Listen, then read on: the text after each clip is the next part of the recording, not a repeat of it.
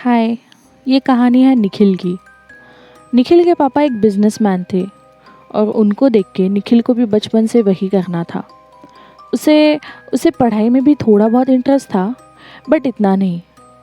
वो खेल कूद में अच्छा था, लोगों से बात करने में अच्छा था। इसलिए उसका बचपन से सपना था कि मेरे पापा का बिज़नेस मैं आगे लेके जाऊंगा। और बड़े होके उसने वो सपना पूरा भी करके दिखाया। पहले वो अपने पापा के साथ उनके बिज़नेस में जॉइन हुआ। उनके साथ कुछ वक्त काम करने के बाद, उनसे बहुत सारी चीज़ें सीखने के बाद उसने फाइनली तय कर लिया कि अब मैं खुद का बिज़नेस स्टार्ट करूँगा, खुद की फैक्ट्रीज़ लॉन्च करूँगा। और वो बहुत एक्साइटेड था। पैसों की वैसे कमी नहीं थी उसे कभी, पर उसे वो जहाँ पे है वहीं पे नहीं रुकना था। उसे आगे बहुत ज़्यादा ग्रोथ करनी थी। निखिल के मम्मी पापा भी बहुत प्राउड फील करते थे उस पर।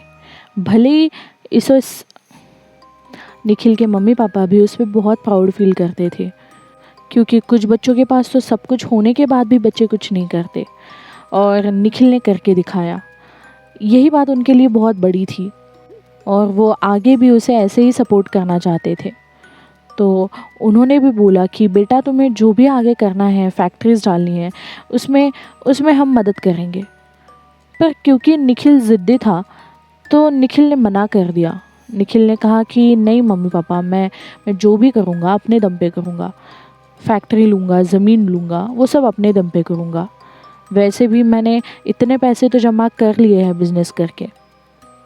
तो मम्मी पापा को लगा कि ठीक ही है, ये सीख भी लेगा, और अगर वैसे भी कोई प्रॉब्लम आ ही गई तो हम तो है ही। तो उसके मम्मी पापा ने भी उसे खुला छोड़ दिया। निखिल बहुत सारी ज़मीनें देख रहा था अपनी नए फैक्ट्री का काम शुरू करने के लिए, पर क्योंकि शहर था और आउटसाइड के एरिया में भी उसे कोई ज़मीन इतनी खाली नहीं दिखी। उसे लगा कि अब क्या किया जाए। तो उसने शहर के पास ही एक गांव था जो कि थोड़ा बहुत अंडर डेवलपमेंट में था। उसने सोचा कि वहाँ पे ज़मीन ले लेते हैं, वहाँ पे अपनी फैक्ट्री स्टार्ट करते हैं, और जैसे जैसे वो बढ़ती जाएगी हम गांव में भी विकास ला सकते हैं। गांव को भी मदद हो जाएगी और लोग भी खुश हो जाएंगे। वहीं पे गांव के लोगों को, गांव के आदमियों को एम्प्लॉयमेंट दे देंगे। उसके दिमाग में प्लान छप गया था। वो हर सैटरडे संडे गांव जाता था और गांव वालों से बात करता था। कुछ टाइम में तो गांव वाले भी मान गए, क्योंकि रोज़ी रोटी का सवाल था, उन्हें भी काम मिल रहा था, और उनके बच्चों के लिए भी निखिल बहुत कुछ करना चाहता था। उसने उस गांव में ज़मीन ले ली, पर उस ज़मीन का सच उसे किसी ने नहीं बताया, क्योंकि सब सेल्फिश हो गए थे। सबको लगा कि अगर हम इसे सच बता देंगे तो ये गांव में फैक्ट्री नहीं खड़ी करेगा, और गांव में फैक्ट्री नहीं लाएगा तो हमारे रोज़ी रोटी का क्या होगा। हमसे तो इसने इतने वादे किए हैं। सारे चुप बैठ गए। निखिल ने वो ज़मीन खरीद ली। ज़मीन खरीदने के बाद भूमि पूजन हुआ। भूमि पूजन के दिन थोड़ी सी अजीब चीज़ें हुई। जब वो पूजा कर रहे थे तब नारियल फूटने के बाद नारियल में से कुछ लाल लाल द्रव निकला। वो देख के सारे डर गए, यहाँ तक कि गुरुजी भी। और गुरुजी ने वो नारियल बाजू में फेंक दिया फटाफट। गुरुजी ने नया नारियल फोड़ा, और देखते ही देखते वो नया नारियल भी खराब निकला, अंदर से पूरा काला, सड़ा हुआ। सबको शौक लगने लगा कि ऐसे कैसे हो सकता है। तो उन्होंने तीसरा नारियल फोड़ा, और तीसरा नारियल उन्होंने थोड़ा दूर जाके फोड़ा, और वो भगवान की दया से अच्छा निकल गया। उन्हें पहले लगा कि कोई बात नहीं, हो जाता है कभी कभी, दुकान वाले ने नारियल खराब दे दिए होंगे। पर बात कुछ और ही थी, जो जो निखिल को आगे पता चलने वाली थी। जिस दिन भूमि पूजन हुआ उसी शाम को गांव के एक आदमी ने उसी ज़मीन पे आत्महत्या कर ली, जहर पी के। और सबको ये समझ नहीं रहा था कि इसने ऐसे क्यों किया, क्योंकि वो बहुत ज़्यादा खुश था। उसे उसे फैक्ट्री में काम करने को मिलेगा, बच्चों को अच्छी पढ़ाई मिलेगी, घर चलेगा। कुछ मज़दूरों को इस चीज़ का अंदाज़ा था, पर उन्होंने तभी भी मुंह नहीं खोला। निखिल के मम्मी पापा को टेंशन हो गई कि ये चीज़ें होना अच्छी बात नहीं है, ये शुभ संकेत नहीं है। पर निखिल ने मम्मी पापा को समझाया कि कोई बात नहीं मम्मी पापा, हम एक काम करते हैं, हम कुछ दिनों के लिए फैक्ट्री का काम रोक देते हैं, थोड़े दिनों बाद स्टार्ट करेंगे। तो मम्मी पापा को भी थोड़ा सा दिलासा मिला। कुछ दिनों बाद निखिल ने वहाँ पे काम स्टार्ट कर दिया। कुछ दिनों तक तो वहाँ पे शांति थी, कुछ हुआ नहीं। काम स्टार्ट किया, काम स्टार्ट करने के बाद काम अच्छा चल रहा था। निखिल को वो फैक्ट्री जल्द से जल्द खड़ी करनी थी, इसलिए निखिल ने फैक्ट्री का काम दिन रात शुरू रखा। दिन में काम करने वाले मजदूर अलग थे और रात में काम करने वाले मजदूर अलग थे। एक रात को जब मजदूर वहाँ पे काम कर रहे थे तो मजदूरों को ऐसा एहसास हुआ कि वहाँ की मशीनें अजीब सी चल रही है। तो मजदूरों को लगा कि शायद से कुछ बिगड़ गया होगा, तो मजदूरों ने पूरी इलेक्ट्रिसिटी ऑफ कर दी। जब उन्होंने फिर से इलेक्ट्रिसिटी छोड़ी तभी भी मशीनें फिर से वैसे ही चलने लगी। उनको लगा कि ये सब क्या हो रहा है, तो उन्होंने निखिल को कॉल किया। निखिल सोया हुआ था, तो निखिल ने फ़ोन नहीं उठाया और निखिल दूसरे दिन साइट पे चला गया।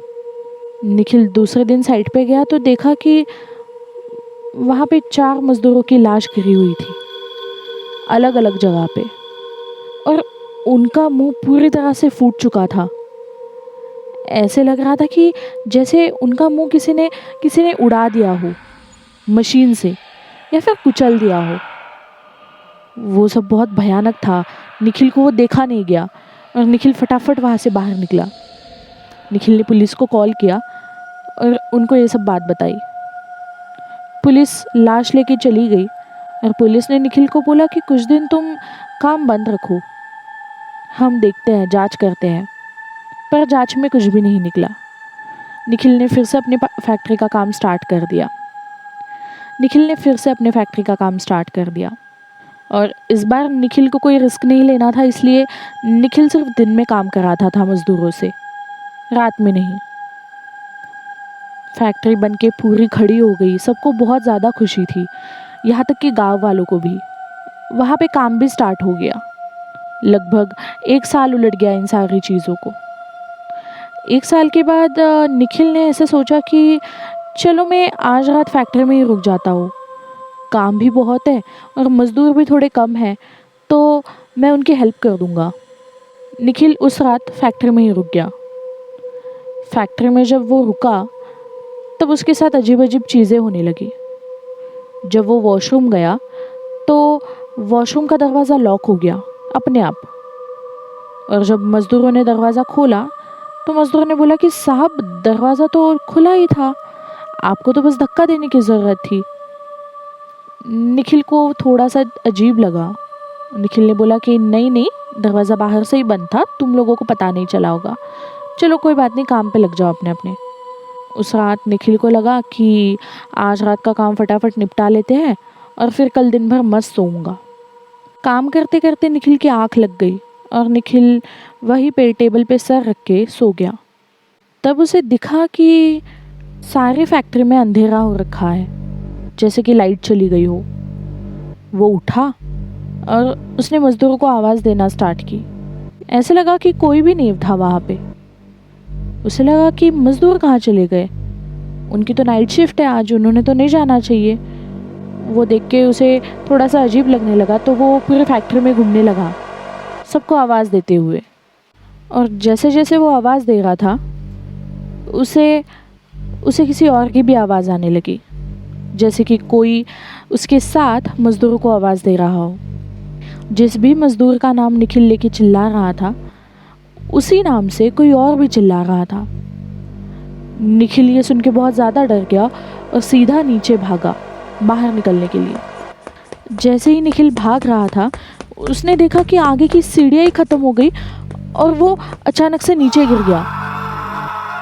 जैसे ही वो नीचे गिरा उसकी नींद टूट गई और उसने उठ के देखा तो सब मज़दूर उसी फैक्ट्री में काम कर रहे थे, काम चल ही रहा था। उसे लगा कि बुरा सपना होगा और उसने छोड़ दिया। पर दूसरे ही दिन उसके फैक्ट्री में बहुत बड़ा हादसा हुआ। जब निखिल घर पे जाके सो रहा था तब फैक्ट्री में बहुत बड़ी आग लग गई और सारे मज़दूरों की मौत हो गई। निखिल को ये देख के बहुत ज़्यादा बुरा लगा और जिस तरह से हरकतें उसके साथ हो रही थी, उसने सोचा कि इस फैक्ट्री को चालू रखना अच्छा नहीं होगा और उसने उस फैक्ट्री को बंद कर दिया। जब कई मज़दूरों की जान गई तो गांव के बाकी लोगों ने बताया कि वो ज़मीन श्रापित थी। उस ज़मीन पे कई लोगों की मौत हो चुकी है। वहाँ पे कोई रहना भी पसंद नहीं करता। हमने आपको इसलिए नहीं बताया क्योंकि हमारे रोज़ी रोटी का सवाल था। और निखिल को इस बात का बहुत बुरा लगा। पर जिन जिन मज़दूरों की जान गई थी निखिल की फैक्ट्री में, निखिल ने उनके सारे बच्चों की एजुकेशन का जिम्मेदारी अपने ऊपर उठा ली और दूसरी जगह ज़मीन लेके अपनी नई फैक्ट्री शुरू की।